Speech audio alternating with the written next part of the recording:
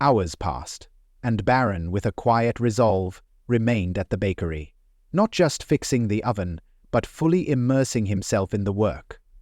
The crisp, cold air outside was nothing compared to the warmth now radiating from the once faded bakery.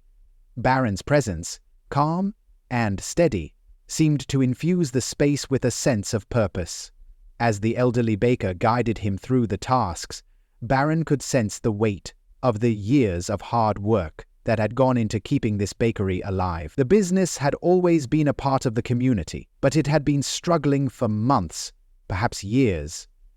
The baker had tried to keep his hope intact, but the reality of a dying business and mounting bills was crushing.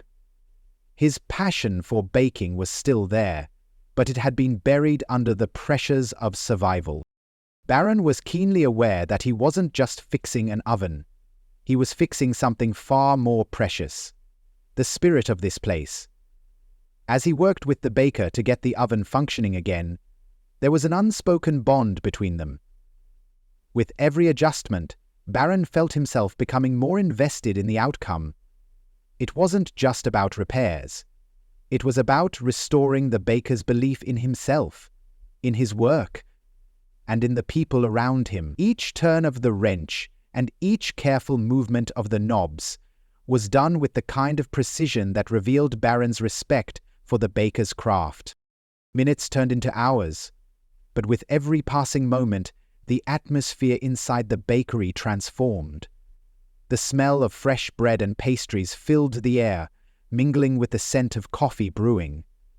Slowly but surely, the empty shelves began to fill with goods. The once lonely bakery was now filled with energy. The rhythmic sound of laughter replaced the earlier silence, and customers who had been walking by stopped in their tracks, drawn by the unmistakable warmth that seemed to emanate from the small establishment. It was no longer just a place to buy bread. It was a community gathering spot, an unexpected haven from the cold, a symbol of resilience and hope. Barron noticed how people began to interact with each other. One by one, regular customers who hadn't visited in weeks came in, curious about the unusual activity. There was a new energy to the place that was impossible to ignore. Customers weren't just buying bread, they were offering help, engaging in conversations, and offering their own forms of support.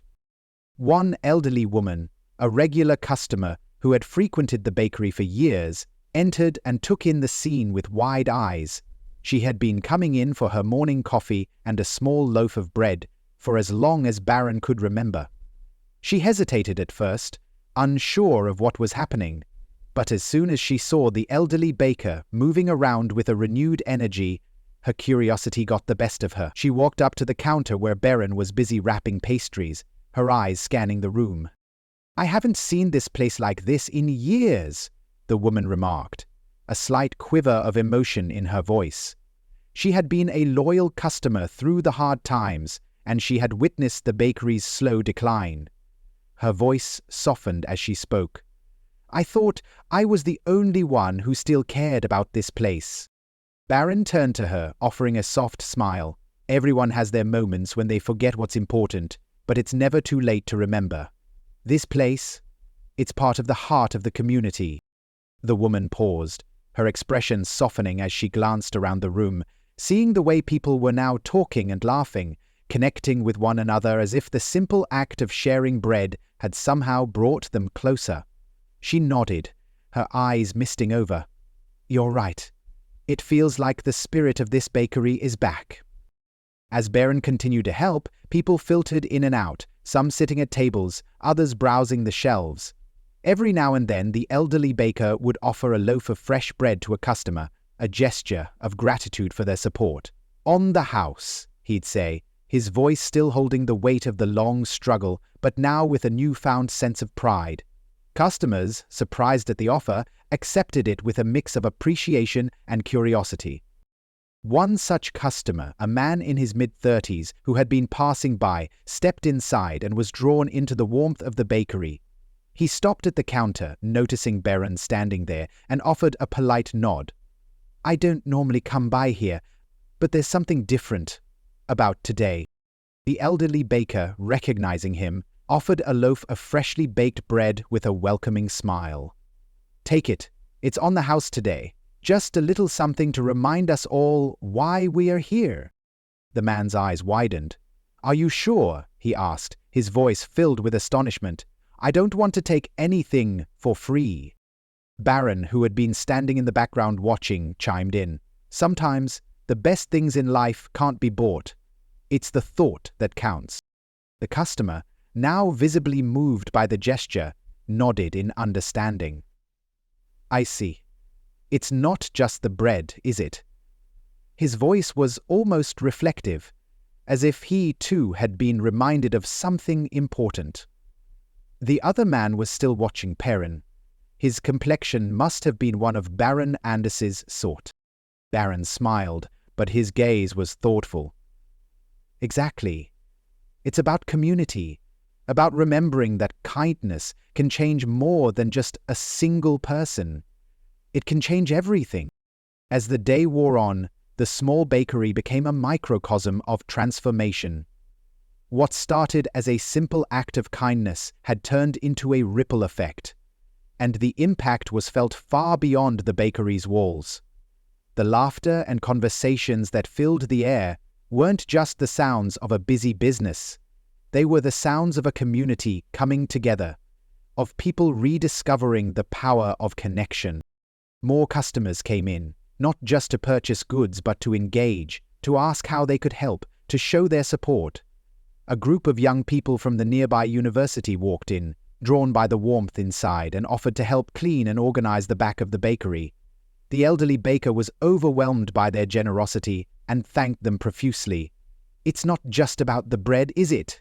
he asked with a chuckle, his heart light for the first time in years. As the evening began to fall, and the last customers filtered out, Barron knew it was time to leave. The bakery was bustling, filled with more energy than it had seen in months. The elderly baker had a renewed sense of purpose in his step, his eyes alight with the promise of a future that now seemed possible. Barron turned to him, his voice quiet but sincere. "Keep going. You've got something special here. Don't let anyone take that away from you." The baker, still in disbelief at the chain of events, wiped a tear from his eye. "I don't know how to thank you for all of this. You didn't just fix my oven, you saved me today." Barron smiled, a quiet warmth in his expression. "I didn't save you. You saved yourself. You just needed to see it again." The baker nodded, his hands shaking as he wiped away another tear. "I'll never forget this, Barron. You've done more for me than I could ever explain." Barron gave a final nod and turned toward the door, stepping out into the cold evening air. The city, as busy as ever, seemed a little brighter as he walked away from the bakery. As he stepped into the crowd of onlookers who had witnessed the day's events, a few of them came up to him, their faces filled with awe and admiration. "Thank you, Mr. Trump," one of them said. "You've changed this man's life, and ours too. You've shown us that sometimes the smallest acts of kindness can make the biggest difference." Barron smiled, his gaze lingering on the bakery. It wasn't about the thanks. It was about the change that had been ignited. Something far more profound. "It's not about me," Barron replied quietly. "It's about all of us. One small act can spark something bigger than we can ever imagine." The crowd dispersed, but the memory of the day stayed with them. The bakery was no longer just a place where people bought bread. It was a place where hope, kindness, and community had been revived. And as Barron Trump walked away, he knew that the simple act of helping had created a lasting legacy, a ripple of kindness that would continue to spread long after he had left. The bakery, the baker, and the community had been changed forever. And Barron had reminded them that it only takes one person to make a difference. What happens when Barron Trump walks into a struggling bakery? The answer will surprise you. The city streets, bustling with life and movement, thrummed with an energy that could only come from the cold winter months. The crisp air bit at exposed skin, and the sound of hurried footsteps echoed off the towering buildings. People in coats, scarves, and hats rushed by, eager to get to their destinations, trying to avoid the biting chill that had taken over the city. The holiday season was just around the corner, and yet, despite the festive atmosphere, there was a strange tension in the air, an unspoken anxiety, as if the city itself was holding its breath. Barron Trump, dressed impeccably in a tailored dark jacket and sleek pants, walked through the crowd with an air of quiet confidence. His stride was purposeful, and his eyes, sharp and focused, were set on the high-stakes meeting that awaited him in one of the towering skyscrapers nearby. He was a man of wealth and influence, accustomed to making deals, attending negotiations, and facing pressures that most could never imagine. But as he neared the corner of a busy street, something caught his attention, something out of place in the frenetic pace of the city. There, wedged between two looming skyscrapers, was a small, inconspicuous bakery. Its wooden sign, barely hanging on, swayed slightly in the wind. The windows were fogged up from the inside, casting the place in a shadowy gloom. The cold outside had seeped into the space, and through the misted glass, Barron could make out the faintest glow of light, dim and fading. The oven's usual warm glow, which had once been a beacon of comfort and life, seemed absent. The place felt almost abandoned, lost in the shadow of its grander neighbors. Barron hesitated, his gaze fixed on the bakery. It was hard to miss. It had been a beloved fixture in this neighborhood for years, a local institution, and yet there was something unmistakably wrong about it today. A wave of curiosity washed over him, along with something deeper, an unshakable feeling that something important was happening here. Something that went beyond the world of business deals, stock markets, and corporate power plays that usually consumed his thoughts. The bakery, known for its freshly baked bread, pastries, and sweet treats, had once been the heart of the neighborhood. The smell of baking bread had filled the streets every morning, drawing in crowds of loyal customers who greeted the elderly baker with smiles, knowing that each loaf of bread carried a little piece of his heart. But now the bakery seemed quiet, almost forgotten. The storefront was shabby, the faded paint on the sign peeling, and the welcoming smell of bread had long since dissipated. Barron could only imagine the toll that time, age, and perhaps misfortune had taken on the place. But the sense of quiet desperation emanating from the bakery was palpable. Curiosity tugged at him, and Barron took a step closer, his boots crunching on the icy pavement. The door was slightly ajar, as if beckoning him in. He pushed it open with a soft creak, and the bell above the door jingled gently, its sound almost lost in the stillness. The shop was dimly lit, and the warmth of the oven seemed more like a distant memory than a present reality. The faint, musty scent of old flour hung in the air, but there was no warmth to be found, no comforting heat from the oven that had once brought life to the space. Behind the counter, the elderly baker, a man who had spent his life crafting delicious treats, stood hunched over, wiping down already clean surfaces. His graying hair was disheveled, and his hands shook with the weight of exhaustion. His tired eyes, once bright with the joy of baking, now seemed clouded by something heavier. Perhaps the weight of years spent working, perhaps the burden of watching his dream slip away as his business struggled to survive. Door smelt of repotal old age, and Wilson appeared with tea and food. There were no customers in sight, no laughter or chatter in the air. The oven, once the heart of the bakery, stood cold, its vents silent and its flames long extinguished. The bakery's once bustling atmosphere now seemed nothing more than a distant memory. Barron paused in the doorway, taking in the scene. His gaze moved from the baker to the empty shelves, the unused equipment, and the lifeless oven.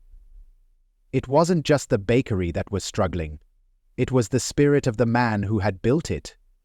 Barron's chest tightened as he recognized the familiar signs of defeat.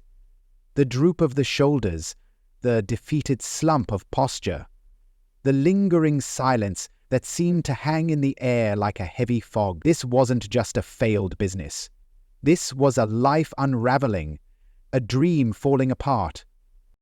For a moment, Barron stood frozen, an unspoken conflict playing out in his mind. He had no reason to be here. His meeting was waiting. His world was one of high-rise offices, stock reports, and multi-million-dollar investments.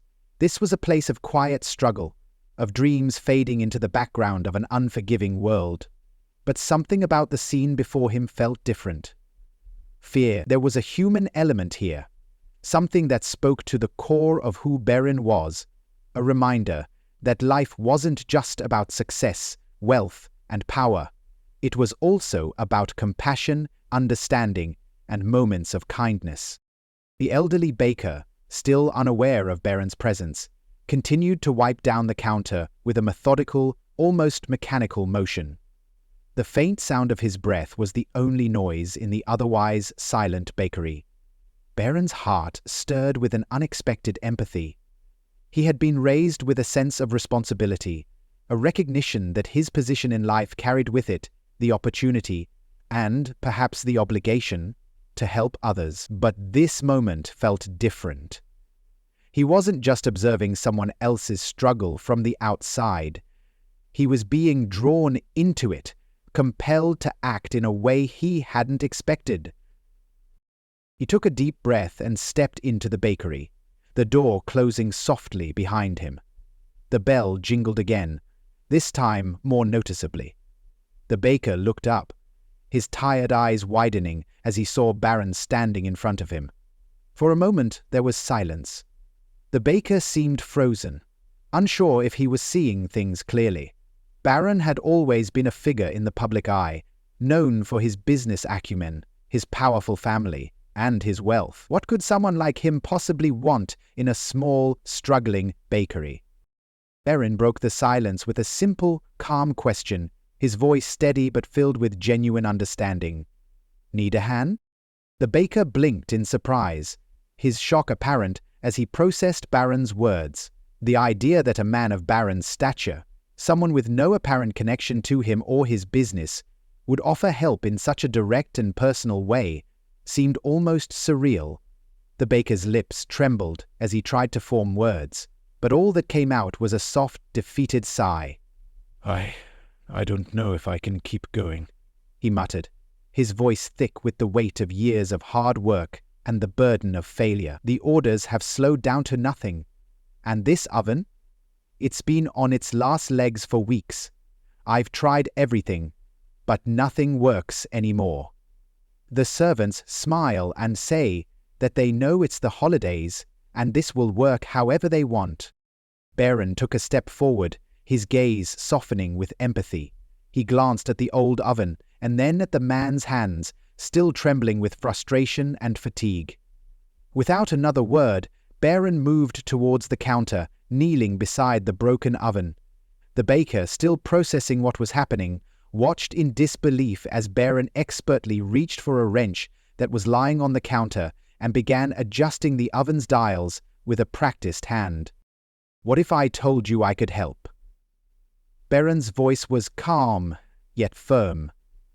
His tone gentle, but confident. Barron shifted restlessly as he began speaking. The baker stood in stunned silence. His eyes searched Barron's face, still unsure if he was dreaming or if this was really happening.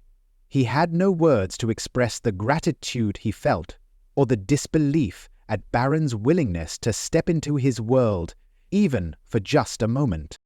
I don't know how I can ever repay you," the baker said, his voice faltering as the weight of Barron's kindness began to sink in.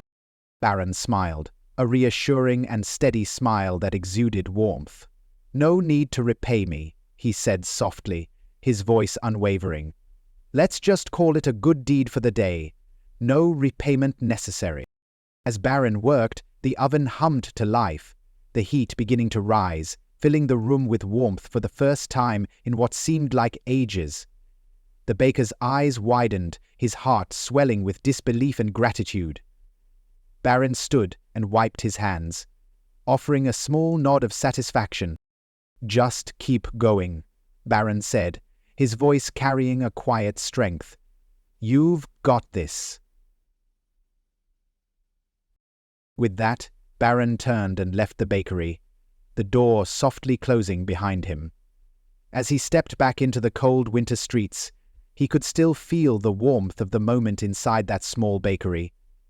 He knew that he had done something far more important than sealing a business deal.